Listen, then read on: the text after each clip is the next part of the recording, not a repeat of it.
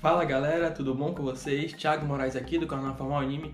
Hoje eu irei falar sobre Koe no Katachi, que basicamente é a história de um garoto que praticava bullying com uma garota surda e o filme todo é a consequência disso. Antes de qualquer coisa, eu recomendo Koe no Katachi? Bom, Koe no Katachi é tranquilamente uma das melhores obras que eu já vi, assim como naturalmente, tranquilamente, é um dos melhores filmes de anime que eu já vi.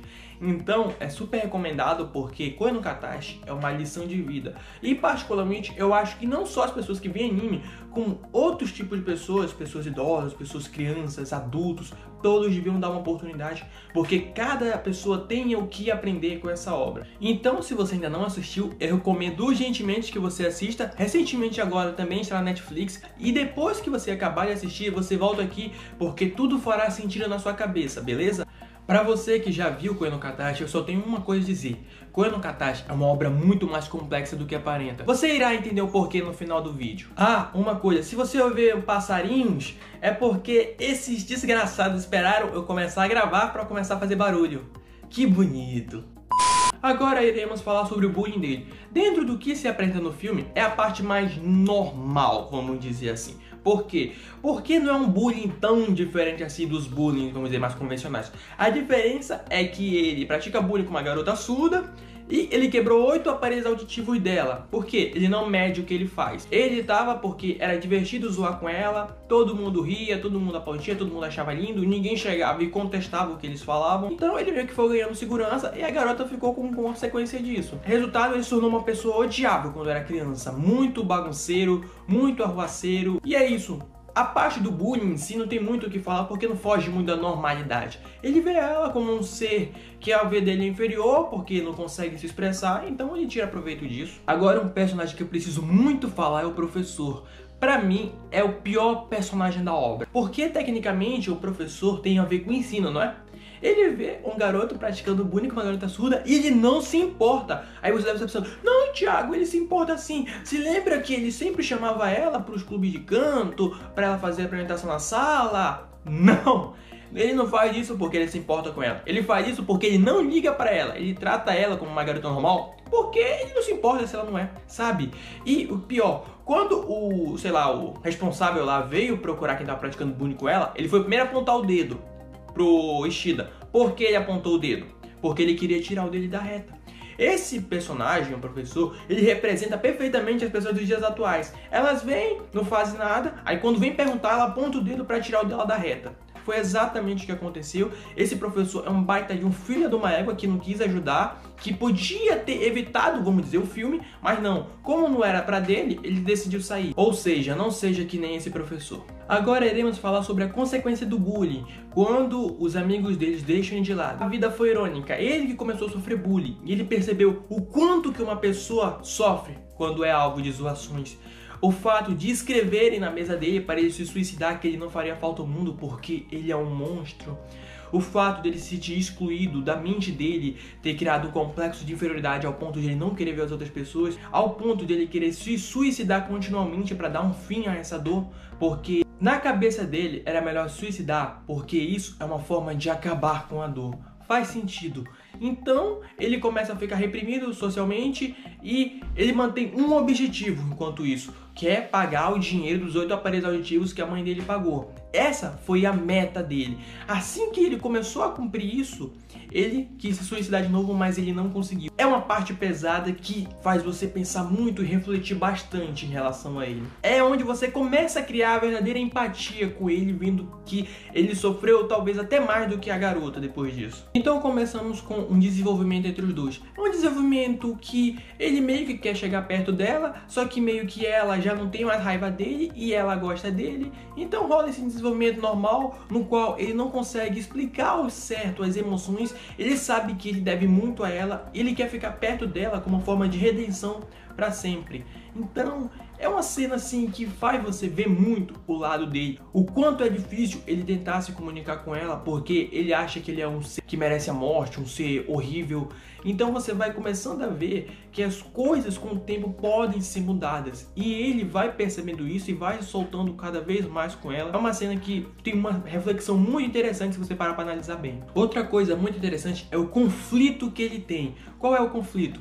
Ele merece ter amigos, ele merece viver. porque ele fez algo horrível. Ele mesmo, de tantas pessoas falarem a ele, ele começou a pensar que ele de fato devia estar morto. Então quando uma pessoa tentava se relacionar com ele, ele meio que tinha o automático dele, ele se afastava. Você vendo que quando ele está com as pessoas, ele fica se refletindo: eu tenho o direito de existir, eu tenho o direito de me divertir porque eu já fiz coisas horríveis. E você vai vendo que conforme vai passando, ele vai meio que aceitando, aí acontece outra coisa, ele se reprime totalmente de novo, mas ele começa a ter uma evolução. Ele começa a pensar que a vida pode de fato ter dado outra chance a ele. E isso é muito bonito. Agora iremos falar um pouco sobre Nishimiya, que é outro personagem importantíssimo da obra. É uma garota surda que quer poder ouvir e não consegue. E o que dá consequência nisso? A depressão. Sim, caso você não tenha percebido, ela é uma garota depressiva. Ela quer poder ouvir, ela quer poder ter as mesmas comunicações que as outras pessoas têm, só que ela não consegue. Com o tempo, isso começa a reprimir ela e ela acaba se sentindo muito excluída. Ela sente que a existência dela é de uma certa maneira inferior, que o básico da vida ela não tem e ela quer muito ter isso. Por isso que ela tem aparelhos auditivos de ponta. Ela decide tirar os aparelhos auditivos em algum momento porque ela quer poder ouvir. Ela acha que isso é um direito de vida dela, o que de fato é, e ela quer poder escutar melhor as outras pessoas. Conforme ela vai passando, a depressão dela vai aumentando e isso vai levando ela a querer fazer coisas pesadas com ela mesma. Ela mostra a gente uma coisa bem básica: a gente consegue ouvir. Tentou se imaginar uma pessoa que não consegue ouvir? Ela se sente inferior e ela quer poder ter isso. Quando ela percebe que, na opinião dela, a vida dela atrapalha as outras pessoas, ela decidiu meio que desistir de tudo. E é uma personagem muito interessante. Os conflitos dela em si são bem interessantes também. E isso mostra o quanto a obra é profunda. Agora eu preciso falar da cena do pulo. Aquela cena que esclarece de vez para quem não sabia que ela tem depressão. Ela vai se jogar, aí o protagonista dá um grito, corre com tudo para tentar pegar ela. E depois ele que acaba caindo. Nossa, é uma cena que eu fiquei com o coração na mão quando eu vi a primeira vez. Então, o que essa cena tem de tão interessante? Bom, fora o fato da depressão, que ela basicamente se assume, a forma como ele tá segurando e ele começa a falar, ele pede a Deus ajuda, não necessariamente para ajudar ele, mas para salvar ela. Ele é um cara que se pôs numa situação que a morte não faria tanta diferença assim para ele. Então é o seguinte: Deus, proteja ela, deixe ela viver. Ela merece viver mais do que isso, porque muito do que ela passa agora fui eu que causei. E quando ele cai, mano, eu pensava que ele tinha morrido, ó. Ainda bem que ele não morreu. Agora iremos falar sobre a cena após a queda dela, que é a cena da mãe dela se ajoelhando. É uma cena que é muito bonita e ela tem um significado muito grande. Por quê? Porque a mãe da Nishimiya era a única pessoa que estava faltando aceitar que de fato o Ishida mudou. Quando a garota se jogou para se suicidar e ele salvou ela e ele acabou caindo, a mãe, percebendo isso, percebeu que de fato aquele garoto tinha mudado. Então ela pediu perdão à mãe da garota. E por que ela é uma cena tão importante fora isso? Porque, basicamente, nessa cena, fecha a redenção do protagonista. As pessoas já aceitaram ele, já viram que ele mudou, já aceitaram isso. Só que tem uma coisa muito interessante. A partir do momento que fechou a redenção dele, começou a redenção da Nishimiya. A Nishimiya percebeu que se matar não é a melhor opção. Então ela vai viver até para se redimir pelo que ela acabou de fazer.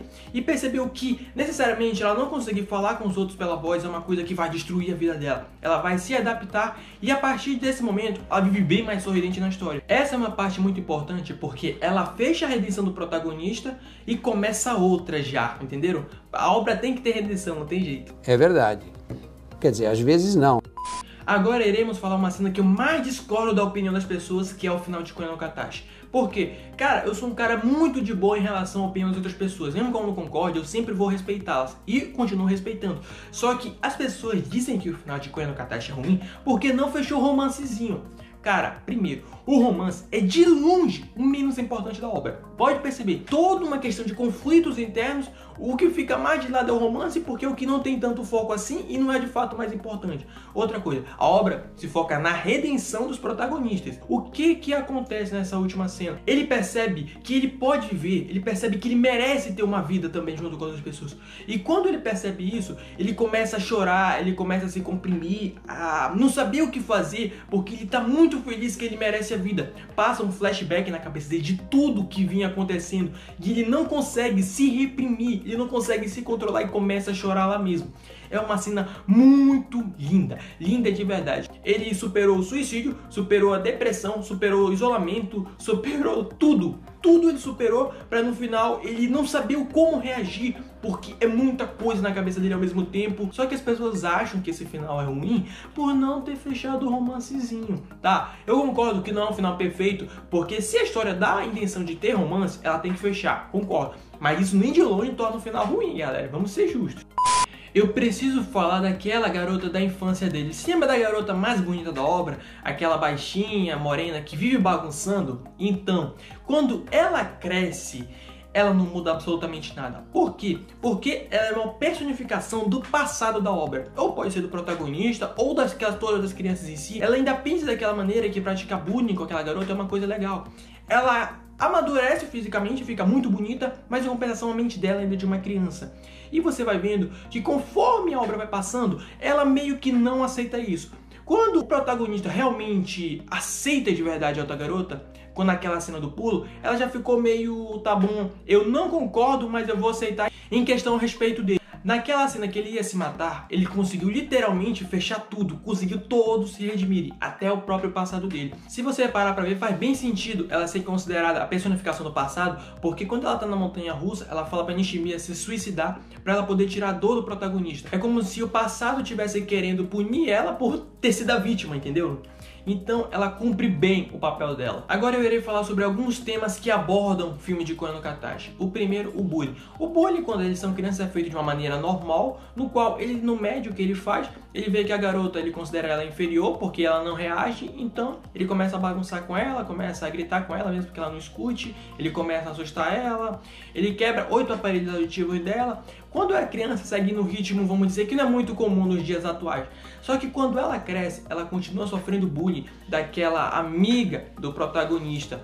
Então o bullying é uma coisa que se mantém presente na obra, que o bullying foi consequência de diversos fatores, tanto para o protagonista quanto para Nishimiya. Então é uma coisa que é trabalhada na obra. Não tanto assim, mas é uma coisa que embrange e foi praticamente o começo de tudo. Também entramos em questão da depressão, que o protagonista começa a sentir depressão depois que ele começa a sentir bullying, e assim como a Nishimiya começa a sentir depressão, se sentindo excluída porque ela quer escutar e não consegue, ela pensa que a própria existência dela é um fardo. E o que é interessante da depressão?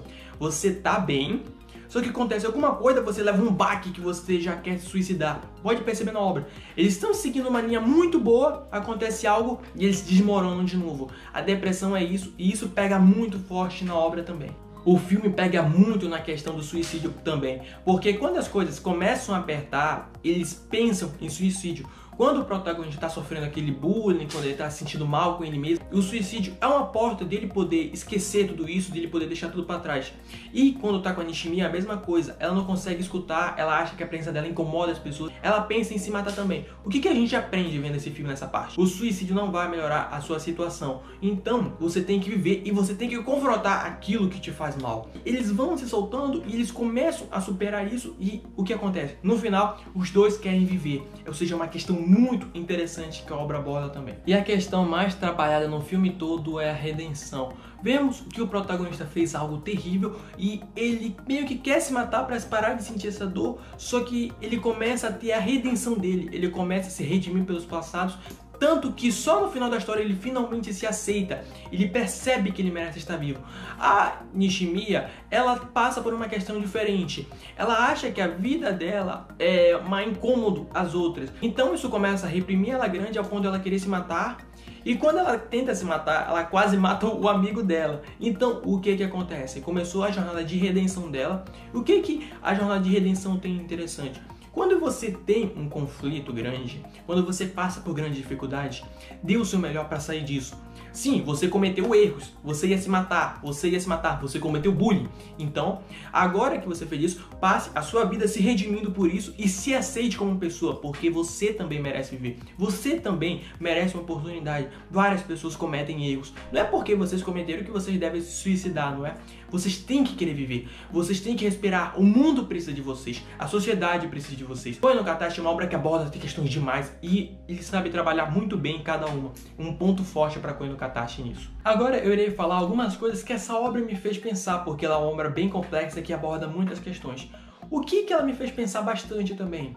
Eu perdoaria alguém que fez bullying, que fez mal a alguém que eu conheço? Imagine o contexto da história. A mãe da Nishimiya vê que uma garota surda tá sofrendo bullying por um garoto e ele quebrou 8 aparelhos auditivos que ela ralou pra caramba pra comprar. Então ela não perdoa ele por boa parte da história até ele salvar ela. A pergunta que eu te faço é a seguinte: você perdoaria alguém que faz bullying com o seu irmão? Que você sabe que o seu irmão é meio inseguro e tem alguns problemas, aí aquele cara se aproveita disso, faz bullying, maltrata, bate ele. Você seria capaz de perdoar ele mesmo sabendo que ele quer se redimir com isso?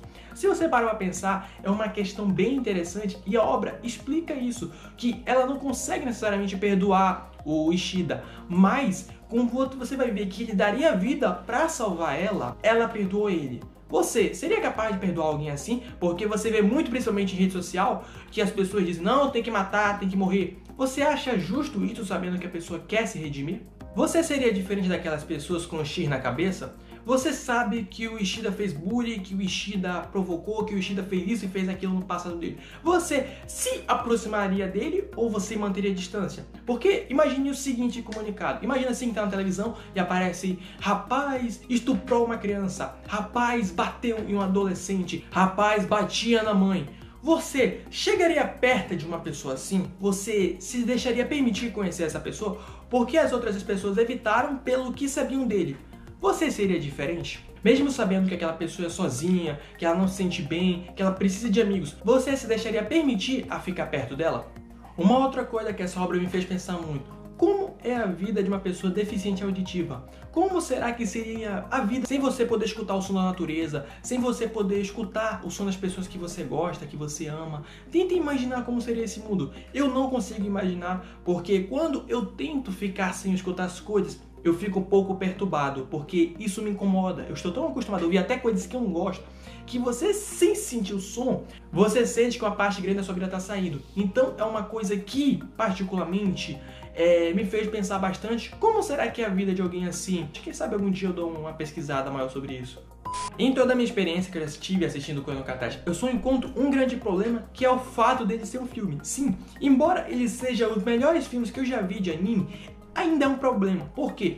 Porque ele tem 2 horas e 10 minutos. Beleza, ele faz isso de forma excelente. Só que por ele ser um filme, ele tem que sacrificar algumas coisas, como que o desenvolvimento de alguns personagens. Por exemplo, o garoto que salvou o Ishida da queda, ele quase não tem destaque no filme, e ele precisava ter mais destaque.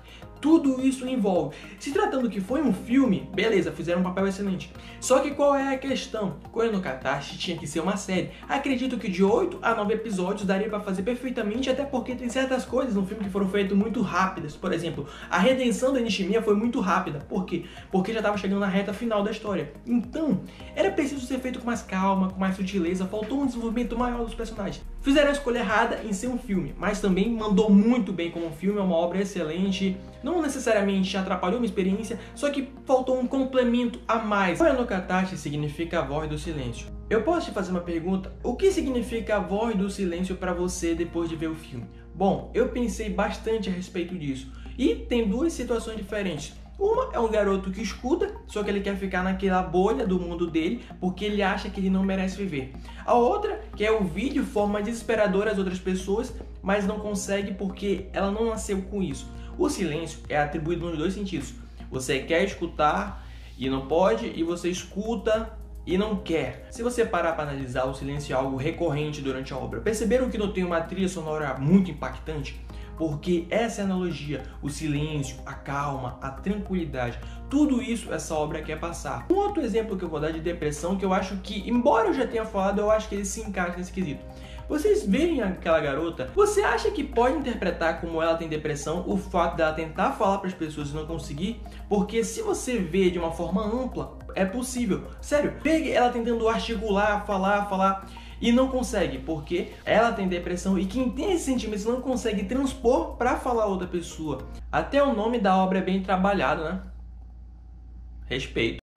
Então, Koe no Katachi é de longe uma das melhores obras que eu vi, porque ele trabalha questões como redenção, como bullying, como depressão, como exclusão, como perdão. Ele trabalha tantas questões e consegue abordar de uma forma bem humana o que você está sentindo. Uma experiência maravilhosa de Koe no Katachi. É uma obra que eu já assisti algumas vezes e toda vez que eu vejo, eu aprendo alguma coisa. Koe no Katachi é uma obra que tem que ser lembrada daqui a 30 anos, daqui a 40 anos, daqui a 50 anos. Você tem que recomendar Koe no Katachi para as pessoas verem, mesmo que elas não curtem anime, porque essa história passa uma humanidade, mostra diversos questionamentos sobre as confusões que acontecem atualmente. Você precisa recomendar Koe no Katachi, que é uma experiência maravilhosa das pessoas que estão assistindo.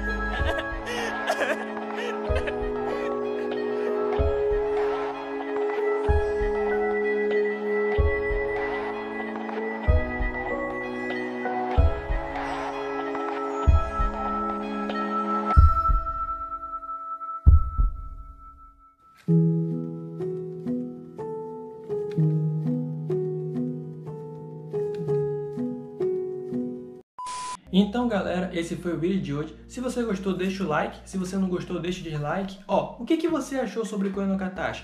Você achou que foi um filme ruim? Você achou que foi um filme muito bom? Você achou que o final foi ruim? Você achou que faltava o melhor desenvolvimento dos personagens? Me diga o que você achou de verdade aí nos comentários, que eu quero muito saber. Se inscrevam no canal, acionem aquele sininho para não perder nossos próximos vídeos. Galera, agora eu vou começar a usar o Discord, que é onde vocês podem me dar sugestões de anime, se vocês querem que eu veja para me fazer um vídeo. Se quiser falarem comigo mesmo, falar com o pessoal, podem entrar no Discord. Também deixarei o link do meu Twitter e do meu My Anime Edition na descrição. Muito obrigado a todos que assistiram ao vídeo até o final, de verdade, e até a próxima, pessoal. Fui!